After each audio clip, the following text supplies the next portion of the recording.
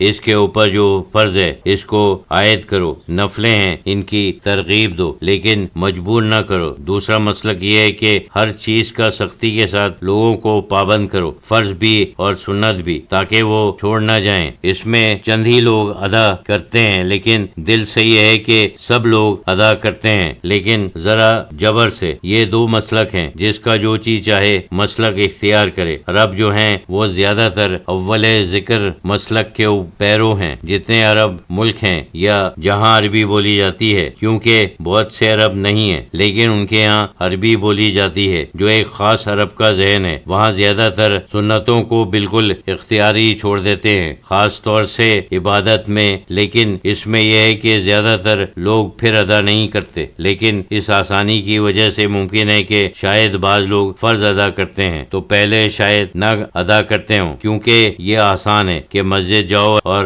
فرض پڑھ کر کے باہر نکل آؤ۔ بہت سے لوگ ایسا کرتے ہیں۔ اگر اس سے کہو کہ پہلے 4 رکعت سنت پڑھو پھر فرض پڑھو، بعد میں جو سنتیں پڑھو، تو وہ شاید نہ پڑھیں کہ بہت جھگڑا ہے، شاید نمازی نہ پڑھیں۔ یہ اپنا اپنا تعلیم کا طریقہ ہے۔ عرب بے تکلف ہیں، ہمارے یہاں عجمی ذہن ہے، تکلف اور ظاہری آداب کی بہت پابندی ہے، یہ خاص ذہن ہے۔ عرب بہت حیرت کرتے ہیں، ہم لوگ کہتے ہیں کہ قرآن شریف کی طرف پیٹ نہ کرنا چاہیے، وہ منہ دیکھتے ہیں کہ یہ کیا کہہ رہے ہیں، اس میں کیا ہے، بالکل ان کی سمجھ میں نہیں آتا۔ ہم نے خاص طور سے کئی دفعہ یہ بات دیکھی، کیونکہ ہمارے ہاں مسجدوں میں اس کی بڑی پابندی کرتے ہیں کہ قرآن شریف کی طرف پیٹ نہ کریں، لیکن یہ بات ان کی سمجھ میں نہیں آتی، منہ دیکھتے ہیں کہ یہ کیا کہہ رہے ہیں، ان کا ذہن بالکل اس طرف نہیں جاتا، تو قرآن شریف کی طرف کیوں پیٹ نہ کریں، بس ایک ذہن ہوتا ہے۔ ویسے یہ نہیں ہے کہ ان کے دل میں قرآن کی بے حرمتی ہے، پڑھتے ہیں، اس کی اوپر عمل کرنے کی کوشش کرتے ہیں، یہ سب ہے، لیکن یہ کہیں گے کہ اس کی طرف پیٹ کرنے سے کیا ہوتا ہے، وہ ایک ذہن ہے۔ ہمارے یہاں تو یہ ہے کہ چاہے نہ پڑھے، اس کے اوپر عمل بھی نہ کریں، چاہے نہ بھی جانے کہ اس کے اندر کیا ہے، لیکن یہ ہے کہ پیٹ نہیں کریں گے۔ یہ بھی ایک طرف ہے، وہ بھی ایک طرف ہے، پولرائزیشن ہے، ادب زیادہ کرتے ہیں اور عمل کم کرتے ہیں۔ اصل میں مذہب کی تاریخ ایک عجیب چیز نظر آئے گی۔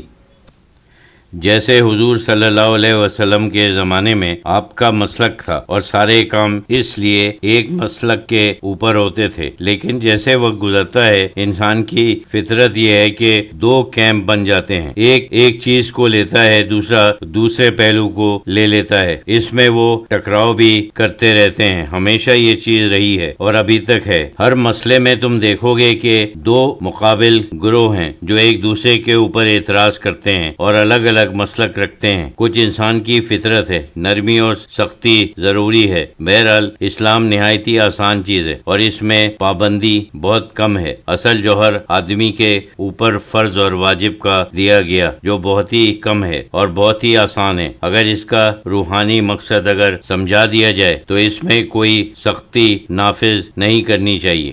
بروز اتوار مورخہ 10 فروری 1974 عیسوی پاک پٹن شریف میں بابا فرید گنج شکر رحمۃ اللہ علیہ کے عرس کی حاضری کے بعد کراچی میں یہ پہلی نشست تھی۔ عرس کے زمانے میں جو فیوز اور برکات حاصل ہوتے ہیں اس کا تذکرہ ہو رہا تھا۔ اس سلسلے میں حضرت شہید اللہ فریدی رحمۃ اللہ علیہ نے فرمایا کہ جو کچھ دعا مانگے یا کوئی عمل کرے، کسی قسم کی بات ہو، تو اس میں عجیب و غریب برکت ہوتی ہے۔ معلوم ہوتا ہے کہ پورا زمانہ قبولیت کا ہے۔ بعض ساعتیں تو قبولیت کے لیے مشہور ہیں، لیکن یہاں تو پورا عرس ہی قبولیت کا زمانہ ہوتا ہے۔ کچھ مجاہدات بھی ہوتے ہیں، لیکن وہ بھی عارضی اور تھوڑی دیر کے لیے کہ ذرا نفس خوشی ہو جائے، جیسے زاہد کا سامان چلا گیا۔ وہ ایسا بابرکت زمانہ ہوتا ہے کہ کن فیکون کا عالم ہے، بس خیال آیا اور کام ہو گیا۔ ہاں یہ ہے کہ نعمت سے پہلے کبھی کبھی ذرا انسان کو یہ دکھایا جاتا ہے کہ بڑا مشکل ہے، نہیں ہو سکتا ہے، وہ مایوس ہو جاتا ہے، پھر ایک دم کام ہو جاتا ہے۔ یہ ایک طریقہ ہوتا ہے، پہلے صفائی ہوتی ہے قلب کی۔